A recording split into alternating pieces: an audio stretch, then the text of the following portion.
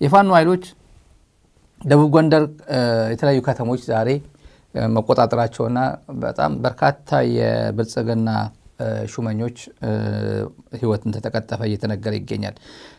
በተለይ ደግሞ በልዩ ሁኔታ የደቡብ ጎንደር ከተሞች አስደናቂ ድል አስመዝግበናል እያሉ የፋኖ ኃይሎች መግለጫ እየሰጡ ይገኛሉ።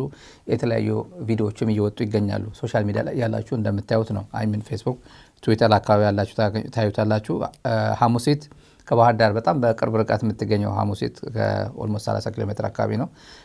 ይሄም በንፋስ መውጫ ስትራቴጂክ ቦታ ነው፣ ስትራቴጂክ ከተማ ነው። እነዚህ አካባቢዎች መጠነ ሰፊ ጥቃት እንደፈጸመ ፋኖ እየተነገረ ይገኛል። ትልቅ ጉዳት ደርሶበታል በብልጽግና በኩል እየተባለ ነው። በርካታ ካድሬዎች፣ የብልጽግና ጽህፈት ቤት ኃላፊዎች፣ ከንቲባዎች ዛሬ የሞቱ አሉ ተብሏል። ለምሳሌ የሐሙሲት ከንቲባ ዛሬ ተገሏል ተብሏል። የደራ ወረዳ የብልጽግና የጽህፈት ቤቱ ኃላፊ እሱ ሞቷል ተብሏል። በርካታ የጸጥታ አካላትም የብልጽግና ጸጥታ አካላት ዛሬ ከፋኖ ጋር በነበረው ውጊያ መሞታቸው እየተገለጸ ይገኛል። በጋይንት በኩልም ተመልካቾች ንፋስ መውጫ ማለት ነው። በጋይንት በኩል የመጣ በዚህ በንፋስ መውጫ በጋሸና በኩል የመጣው ንፋስ መውጫ የስማዳ የፓርቲ ጽህፈት ቤት ኃላፊዎችም ሞቷል ተብሏል።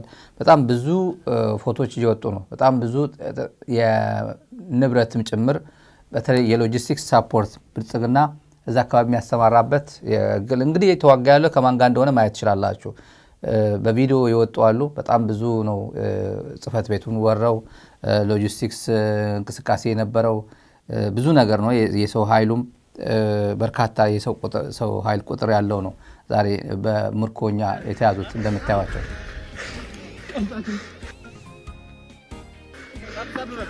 እንደው ባባየር ሰው ቢቀሩበት ማርያም ወጣት ጋር ሩጠው እንዴት ይሆናል? እንደው ፈጠን በልማ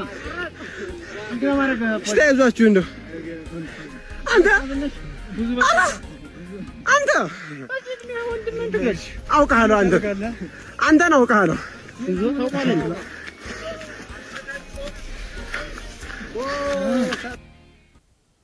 እንግዲህ እዚህ ቪዲዮ ላይ አጭር ቪዲዮ ላይ ሁለት መልእክት አለው። አንደኛ አንተ አለው ደንግጦ ነው የፋኖ ቪዲዮ የሚቀርጸው ነው ይመስለኛል።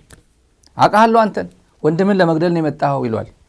አማራን ለመግደል ማለት ነው የመጣው ነው እያለው ያለው እና እሱ ፈገግ አለ። ያኛው እንደ ሙርኮኛም አይነት ፊል አላደረገውም።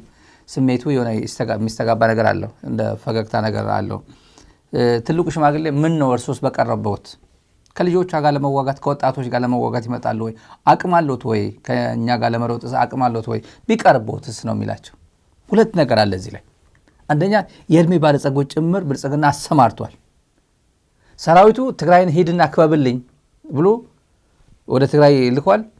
እነዚህ ደግሞ አርሶ አደሮችም ወጣቱን ናና እርስ በርስ ተዋጋዚ፣ እርስ በርስ ቻላ፣ አንተ እዚህ ጋር እኔ እዛ አካባቢ የአንተን ሉዓላዊነት አስከብርልሃለሁ፣ በሱ ቤት ራያን አስመልስልሃለሁ፣ ወልቃይትን አስመልስልሃለሁ ነው በሱ ቤት እኮ የሚያስበው።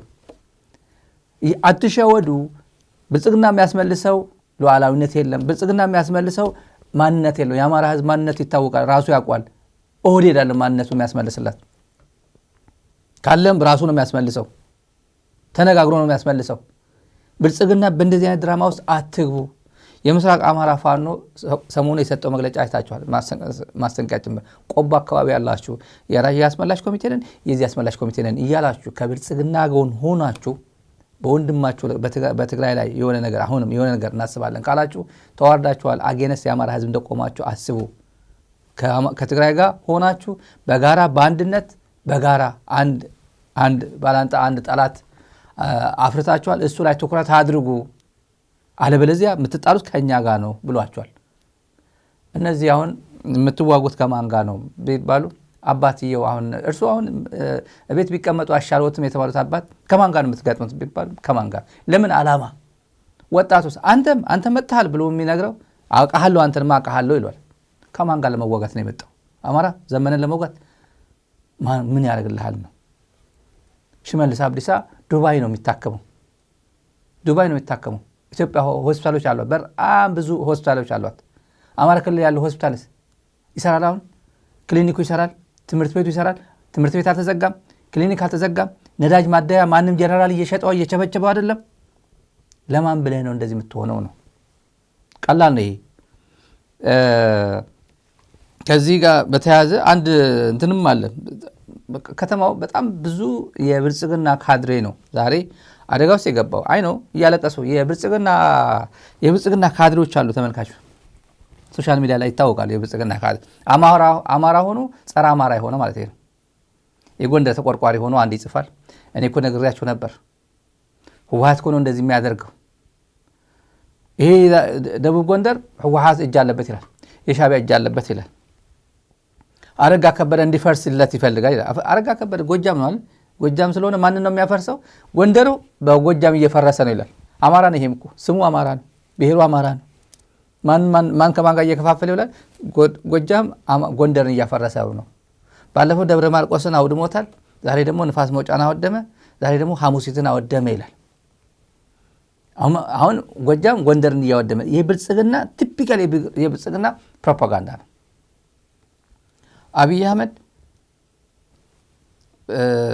እዛ የሆነ ድልድይ መርቃለሁ ብሎ የተናገረው የምታውቁት ነው። እኛ እኮ ለማልማት ብለን ይህ አካባቢ የሆነ ነገር ሊያስራን አልቻለም። የሃይማኖት አባቶች የአማራ ክልል የተለያዩ ሃይማኖት አባቶች የሀገር ሽማግሌዎች ጠርቶ ጎንደር እኮ እንዳላ ይሄ ምንድን የሚባለው አንድ ሎጅ ጎርጎራ ነው። ጎርጎራ ሎጅ እኮ እንዳንገነባ በጅቡቲ የሚመጣ ተሽከርካሪ ጭነት ያው እቃ ሎጂስቲክስ ጭነት ማለት ነው። ለሎጁ የሚሆን ግብአት በዚህ ማለፍ አቃተን እኮ በደብረ ማርቆስ በጎጃም አድርገን ማለፍ አቃተን። ይሄ እንዳይሰራ ቀጥ አድርጎ እየተዋጋን ያለው እኮ የራሳችሁ ጎጃም ነው። ጎርጎራ እንዳይገነባ የከለከለው እኮ ኦሮሞ አይደለም እኮ፣ እንደዛ እኮ ነው ያለው። ሌላ አካባቢ እኮ አይደለም፣ የራሳችሁ ጎጃም እኮ ነው የከለከላችሁ። እርስ በርሳቸው ጎንደር እንዳይለማ ጎጃም ከለከለ በሚለው ትርክት ዛሬም ሶሻል ሚዲያ አክቲቪስቶች ነን የሚሉ ይጽፋሉ። ክልሉ ያሳዝናል አይደለም የሚገልጸው። በትግራይ ጊዜ የትግራይ ወረራ 2 ዓመት ጊዜ እጅግ ያሳዛኝ ጊዜ ነበር።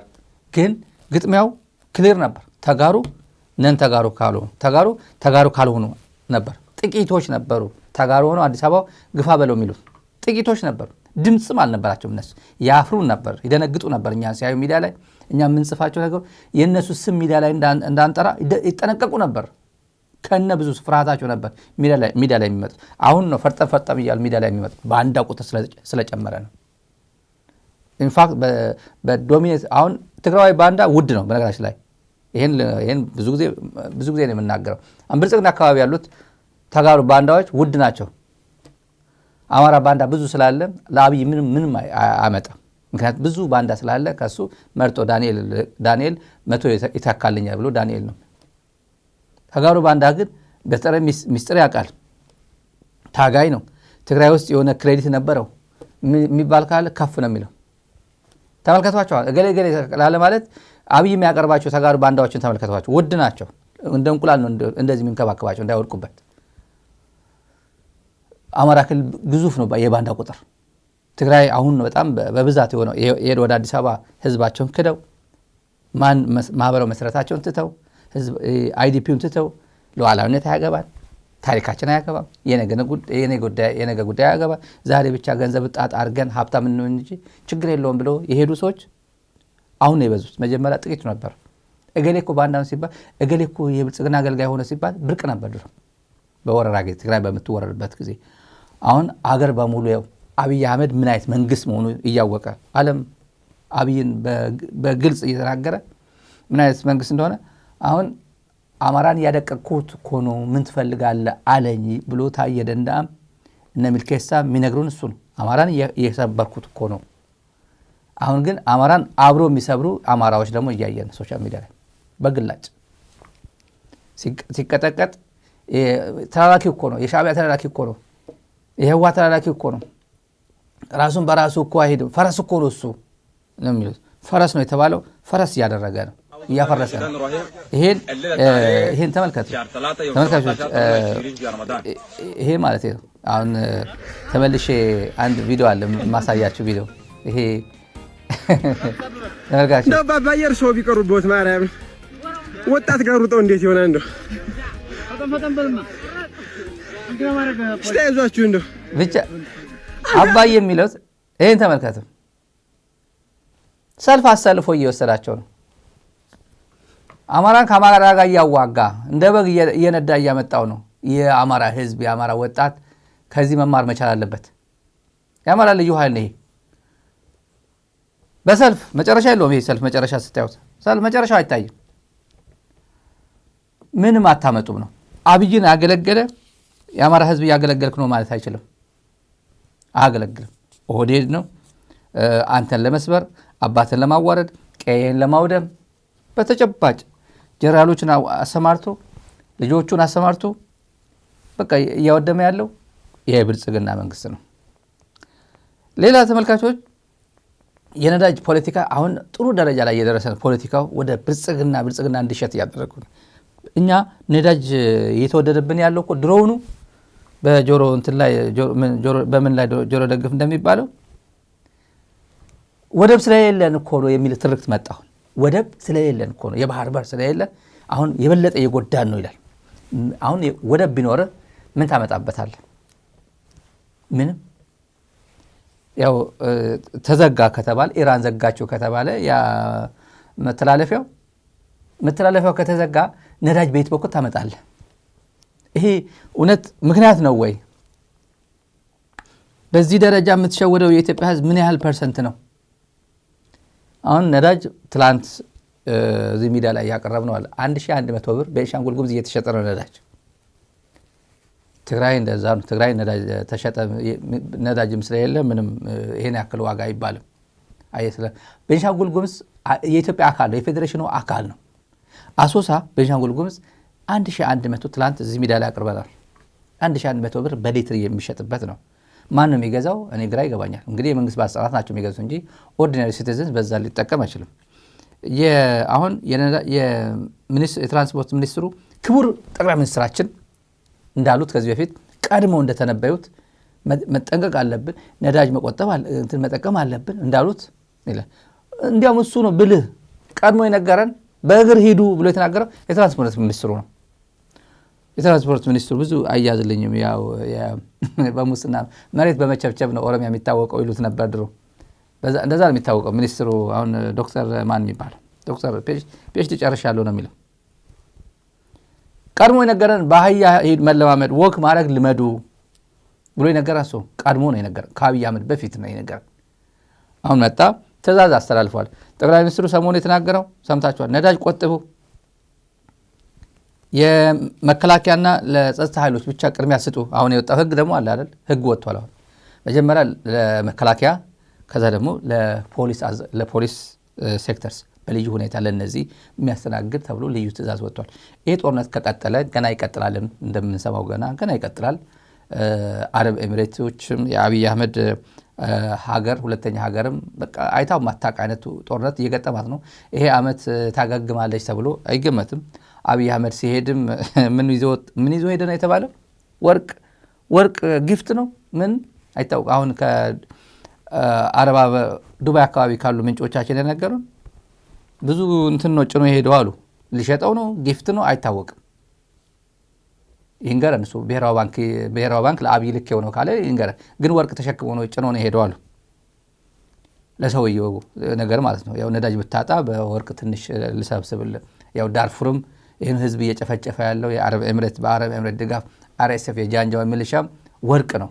ከአረብ ኤምሬት ጋር የሚያገናኛቸው የወርቅ ሀብት ነው፣ ሌላ ነገር የላቸው። እና እነሱ እንዲህ እየተጨፈጨፉ ነው። ለሀያልም ሀያል አለው። ያው የምታውቁት ነው። በትግራይ ላይ ዶፍ ዝናብ ሲያዘንብ ነበር የአረብ ኤምሬት ድሮን። አሁን ያ ድሮን ጸረ ድሮን የለውም መሰለኝ። ያው መሸከም አልቻለም። የኢራን እንትን መሸከም አልቻለም። ከባድ ነው። ተመልከቱ። ይሄ ምስኪን የትግራይ ህዝብ፣ ምስኪን የአማራ ህዝብ፣ ምስኪን የኦሮሞ ህዝብ በድሮን ሲያጋየው የኤምሬት ሀብት የኤምሬት ድሮንና ጥይት ነው። ለዚህ ግን ለራሱ ግን መሆን አልቻለም። ራሱን መከላከል አልቻለም። ሆቴሎቹን፣ መዝናኛ ቦታዎቹን፣ ነዳጅ ማደያውን መከላከል አልቻለም። በጣም ከባድ የሚያደርገውና ሌሰንም ጭምሩ ሌሰን ዋን ይሄ የጦርነት 101 ሌሰን ነው ለነሱ ለአረቦች ማለት ነው። ኢትዮጵያ የሁሉ መሞከር አድርገውናል። በኢራን ተሞክሯል። የኢራን ድሮን ትግራይ ላይ ተሞክሯል። የቱርክ ድሮን ትግራይ ላይ ተሞክሯል።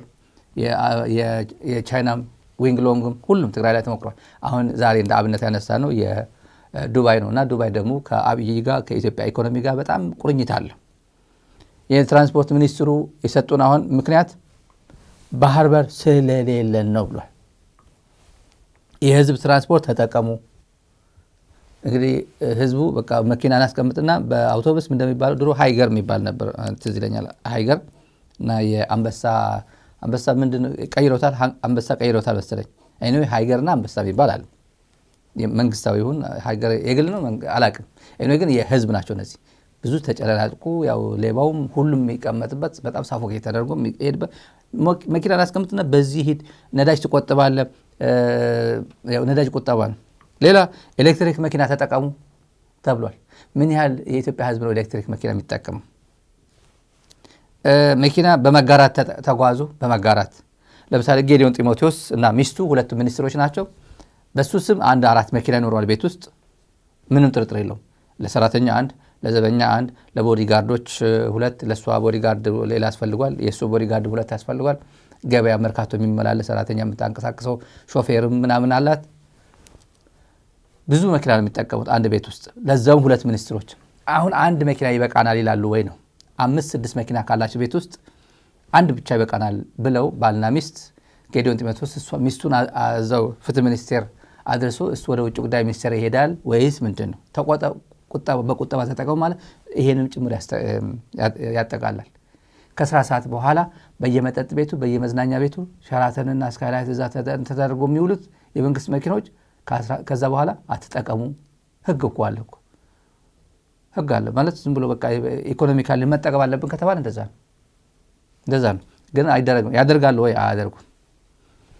የባህር በር ስለሌለን ነው እንደዚህ ሆኖ ነው የሚለው ግን አንዴ እንትን ላድርግላችሁ ተመልካቾች።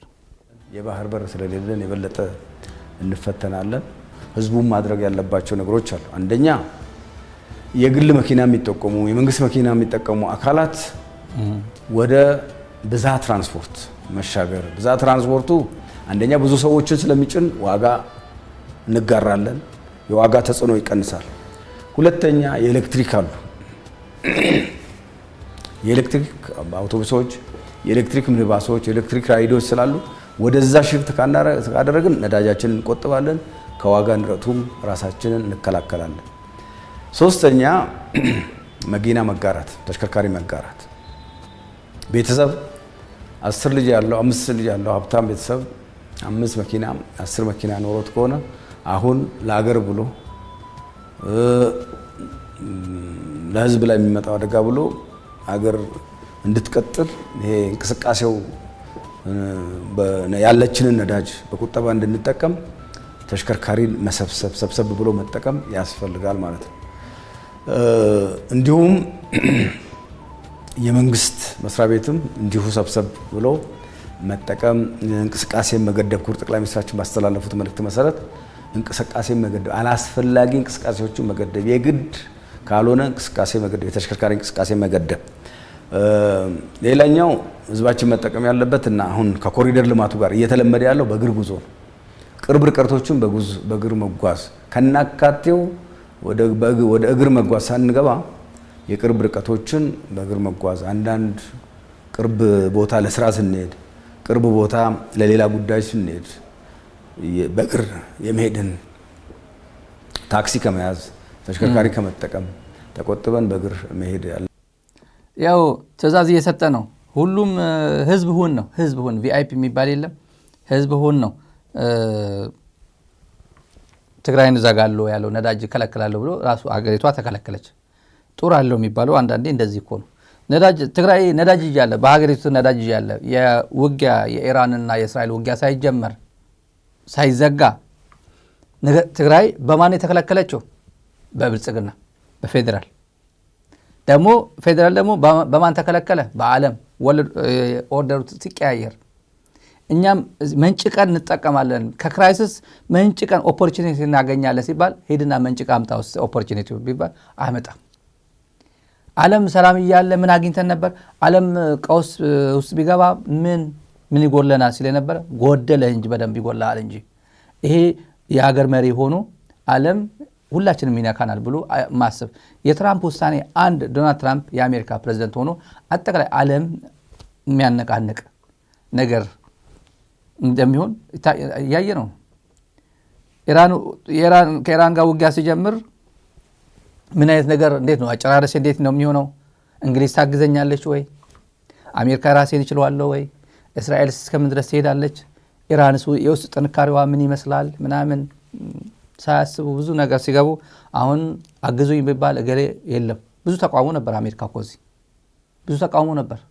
አይዋጣውም እንደ ሀገር ዝም ብሎ እንዲሰን ይቆማል። አዘ ኤንድ ኦፍ ዘ ዴይ ግን ብዙ ከውስጥ ግን ጥሩ አይደለም። እንደዚህ አይነት ምንድነው ለማን ፍላጎት ነው? ኢራን እዚህ ላይ የምታተርፈው እስራኤል ነች ወይስ አሜሪካ ነች ቢባል እንዴት አድርጎ ወስነው እንደገቡበት ተመልከቷል። ኢትዮጵያንም ጭምር አፌክት አደረገ።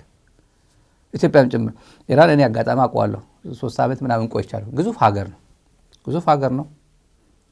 ከውጭ ዝም ብሎ ከሩቅ ሲታይ ከሩቅ የሚነገረው ስለ ኢራንና ውስጥ ገብቶ ሲታይ ደግሞ ለየብቻ ነው።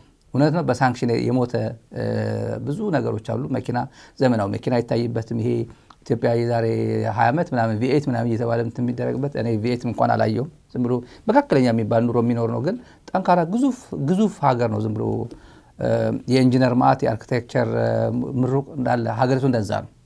በተለይ ሳይንስና ቴክኖሎጂ ላይ ይሄ እንደ አብነት ነው የምናነሳው። ይሄ ሰውዬ ሚኒስትሩ የሚነግረን ጠቅላይ ሚኒስትሩ ነግረውናል የሚለው ጠቅላይ ሚኒስትሩ አይደለም እሱ ራሱ ነው ቀድሞ የነገረን። ግን ይሄ it has nothing to do with ከባህር በር ጋር ግንኙነት የለውም። አሁን የደረሰን የፋኖ ቀደም ብዬ የገለጽኩት የፋኖ ኃይሎች ዛሬ ውሎ በተመለከተ አሁን ልከውልን ነው ተመልካቾች። በአጠቃላይ ዛሬ መጋቢት 9 2018 ዓ.ም እስካሁን በተካሄደው ውጊያ ይላል 6 ዲሽቃ 20 ብሬን 1104 ክላሽ 15 ፓትሮል በጣም ብዙ ፓትሮል ነው 29 ሌሎች ተሽከርካሪዎች ከ500,000 በላይ የክላሽ የብሬንና የዲሽቃ ተተኳሾች 64 የመገናኛ ሬዲዮዎች 65 አብራሪው ጠበንጃ 500 በላይ የእጅ ቦምቦች 418 ሰራዊት መማረክ ተችሏል። 418 ሰው ተማርኳል። ዛሬ በዚህ ውጊያ 651 በላይ የጠላት ኃይል ተደምስሷል። በርካታ ወታደራዊ ቁሳቁሶችም ገቢ ተደርጓል ብሎ ዛሬ የፋኖ ኃይሎች ያወጡት ሪፖርት ነው። በጣም ከበድ ያለ እንትን ነው የነበረ። በዚህ አጋጣሚ ይሄ ከነዳጅ ጋር ቀደም ብለን ከፋኖ ኃይሎች ዛሬ ድል አስቀድመን የትራንስፖርት ሚኒስትሩ የተናገሩት ሪፖርት ጋር አያይዘን የባህር በር ስለሌለ ነው ነዳጅ የተወደደብን የሚለው የትራንስፖርት ሚኒስትሩ ትርክት ብልጽግና ጥሩ አጋጣሚ እያገኘ ነው። አንደኛ ኑሮን ለማስወደድ ነዳጅ ለመጨመር ዝም ብሎ ዓለም ኖርማል በነበረበት ጊዜ ነዳጅ በየጊዜው 30%፣ 10%፣ 25% ነበር ሲጨምር የነበረው። አሁን በጣም ጀስቲፋያብል ሪዝን አለው። ቸግሮኛል ይሄን ያክል አድርሼዋለሁ ቢል ማንም ጠይቀው የለም። ነገ ጠዋት ተነስቶ 200 አድርጌዋል። 200 ማለት ምንም አይደለም በነገራችን ላይ ነው። ምክንያቱም ቤንሻንጉል 1100 እየተሸጠ ነው። መንግስት 140 ምናምን እየሸጥኩ ነው ባለበት 1100 ምናምን እየሸጠ ነው ቤንሻንጉል ነዳጅ በሊትር። ኑሮ ውድነት እንደሚጨምር ሰውየው ነግረውናል። ብልጽግና ዋና ምክንያት እያደረገ ያለው ፕሮፓጋንዳው የባህር በር ጉዳይ ይመለከተናል የሚለው አሁን በሰፊው የሄደበት ነው። ምርኮኞች አሁን እየተናገሩ ነው። ምርኮኞች መጡና እኛ አንገት የሌለው ሰው ህይወት የለውም። ይሄ በጣም ፋሽን ነው ሰሞኑን። አንገት የሌለው ሰው የለውም እና አለመኖር ይሻላል። አንገት የሌለው ማለት መኖር የለም ማለት ነው። ቀይ ባህር የለም ማለት ኢትዮጵያ የለችም ማለት ነው። ይሄ ቋንቋ አንገት የሚለው ተውት። እኔ ብረዳቸው የደም ስር በሚለው ውሰዱ። የደም ስር ማለት ነው። የደም ስር ከተበጠሰ ያው ህይወት ይቆማል። እንደዛ በል አንገት ምናምን ተውት። አንድ ነገር የምንሄድበት ነገር አለ። ባህርና አባይ ኢትዮጵያን የሚበይኑ ከኢትዮጵያ የተቆራኙ ለኢትዮጵያ እድገትና ጥፋት መሰረት ናቸው። አብይ አህመድ ይሄን ካለ ቀን ጀምሮ በእውነት ነው ምለው ቲሸርቱን ገዛውና ለበስኩኝ። ለምንም አይደለም የለበስኩት። እኔ ፖለቲካ ፓርቲ አይደለም። ብልጽግና አሰብን እንትን ካለ አሰብን የሚያቀነቅን ከሆነ እኔ መቼም ብልጽግና ነው። የአብይ ጥያቄ ግልጽ ነው። አንድና አንድ ግልጽ ነው። በቃ የባህር በር ይገባል። እነ ጀነራል ተሾመ ምጽዋ ሲሞት እኔ እዛው ነበርኩ። አሰብን ነፃ ያወጣ ነው ከጀባ እኛ ነን። 30ኛ ሜካናይዝድ ብርጌድ ይባላል። በቃ ባዶነት፣ ምንም ማድረግ የማትችል ሰው መናገር አቅቶ በቃ ቀይ ባህርን ከማጣት ህይወት ማጣት ይሻላል። ምክንያቱም አንገት የሌለው ሰው ኖረም አልኖረም ዋጋ የለውም። አሁን እነዚህ ለምንድን ነው የማያሰልፏቸው? እነዚህ ኖረም አልኖረም አንገት የሌለው ከሚሉት ጦርነት ካማራቸው ለምንድን ነው ወደ ፋኖ የማይልኳቸው? ሀገር ነው አይደል? ሀገር ነው። ቀይ ባህር ሄዳችሁ ቀይ ባህር ከምትሉ አገር ውስጥ እኮ እየተቦረቦረ ነው። ለምን ከፋኖ ሄደው አይዋጉ? መንግስት እነዚህ አርሶ አደሮች እያሰለፈ ነው። አርሶ አደሮች አሰልፎ እንደዚህ ተማርኮ ቀጥ ብሎ እየሄደ ነው። አርሶ አደር፣ ሚሊሻ፣ ልዩ ኃይል እነዚህ ደግሞ ጀግኖች ናቸው ከተባለ ተሞክሯለን። እኔ ከጀነራል ገመቹ ጋር ነበርኩኝ፣ ተሾመ ጋር ነበርኩኝ።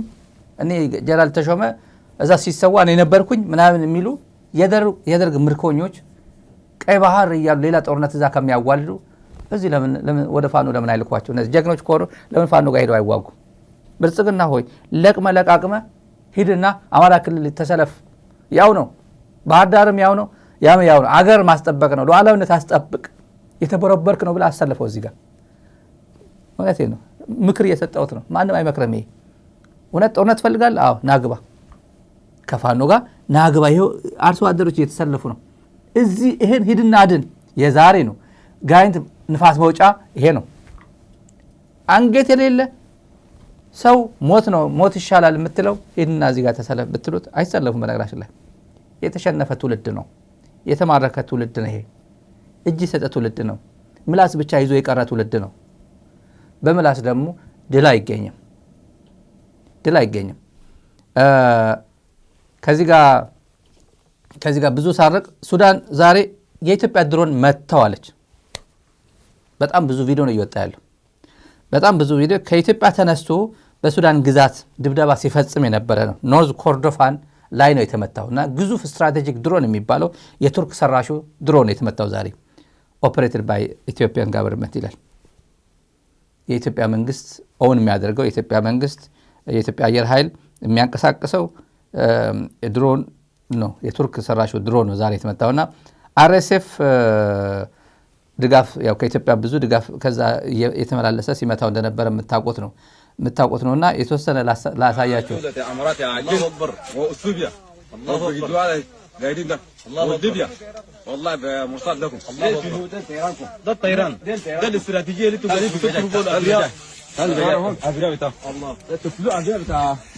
ግዙፍ ነው እንደምታዩት፣ በጣም ግዙፍ ነው።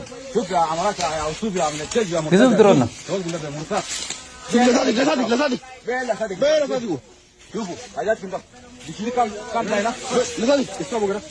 እንደምታዩት በጣም ብዙ ግዙፍ ነው። በጣም እነሱ ኃይሎች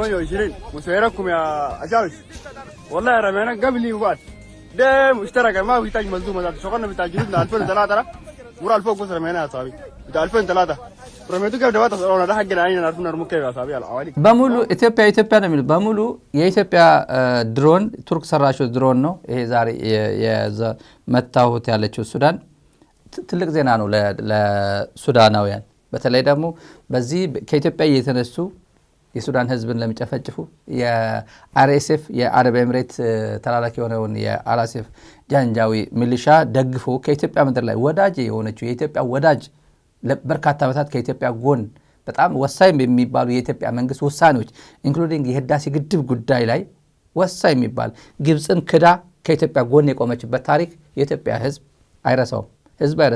ይሄ መንግስት ከሃዲ መንግስት ስለሆነ የረሳው ይሆናል እንጂ የኢትዮጵያ ህዳሴ ግድብ ሲገነባ ከጎንሽ ነኝ፣ ህዳሴ ግድቡ ለእኔም ይጠቅመኛል ብላ ያው በእንግሊዝ አብራ ስትፈርማ 1908 ፈርማ በእንግሊዝ አደራዳሪነት ይሄን ያክል ቢሊዮን ሜትር ኪዩብ ለእኔ ይሄ ላንቺ ተብሎ ሁለቱ የተፈራረሙት እነሱን እኔ ከኢትዮጵያ ጎን ኢትዮጵያ ትቀርበኛለች ብላ ከኢትዮጵያ ጎን የቆመች ኢትዮጵያ ሱዳን አሁን አርኤስኤፍን ደግፎ ጃንጃዊ ሚሊሻ በጄኖሳይድ እየተከሰሰ ያለውን እንዳለ ጨፍጫፍ የሚባለው የአርኤስኤፍ ሰራዊት ደግፎ አሶሳ ካምፕ ሰጥቶ የሱዳን ህዝብን ይጨፈጭፋል።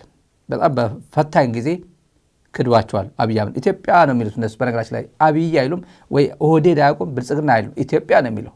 እያዋረደ ያለው ይሄ አገዛዝ ኢትዮጵያ በሚለው ነው። ኢትዮጵያ ካደቺ ነው የሚለው አሁን የአልቡርሃን መንግስት ማለት ነው። እና አልቡርሃን ኢሊቱ ያውቋል፣ ማን እየካደ እንዳለ ያውቃሉ። ማን በታሪክ አጋጣሚ በስህተት 4 ኪሎ ተቀምጦ በሱዳን ህዝብ ላይ እንደዚህ አይነት እየፈጸመ እንዳለ ያውቃሉ። ግን የማያውቀው ግን ኢትዮጵያ ነው የሚለው። ዝም ብሎ ኦርዲናሪ ሲቲዝን ተራ ሲቲዝኑ እንደዛ ነው የሚለው። ዛሬ የቲአርቲ ወርልድ የሚባለው ዛሬ የዘገበው ዘገባ አለ። የአርኤስኤፍ ምልሻ ገዳዩ ሁሌ በማህበራዊ ሚዲያ የሚታወቀው አቡሉሉ አፖሎ የሚባለው የሰውየው የዋና ሰውየው ታናሽ ወንድም ነው የሚባለው ቡቸር ኦፍ ኤልፋሸር ነው የሚባለው ቡቸር ኦፍ ኤልፋሸር የሚባለው ገዳይ በቪዲዮ እየቀረጸ ራሱ እየቀረጸ እናቶችም ህፃናትም በርካታ ዜጎችን የጨፈጨፈ በዩናይትድ ኔሽንስ በአሜሪካ መንግስትም ማዕቀብ የተጣለበት እና ተፈላጊ የሆነ ሰውዬ በሱዳን ሰራዊት ተማረከ ተብሎ ዛሬ ዘገባ እየወጣ ነው። እና የተሳካ የኦፕሬሽን አድርጓል ተብሎ ቲአርቲ ወርልድ ነው። በሌላ በኩል አላረጋገጥንም፣ ግን ቲአርቲ ወርልድ ዛሬ ትዊተሩ ሶሻል ሚዲያም በሙሉ እያስተጋቡት ይገኛሉ። የተሳካ ኦፕሬሽን ተካሂዷል፣ ለሱዳን ሰራዊት ደግሞ ትልቅ ድል ነው ተብሎ እየተዘገበ ይገኛል። ይሄ ነገር በሱዳን በኩል ማረጋጋጫ ከሰጠ የሱዳን መንግስት በነገ ዘገባችን ሰፋ አድርገን እንመለስበታለን።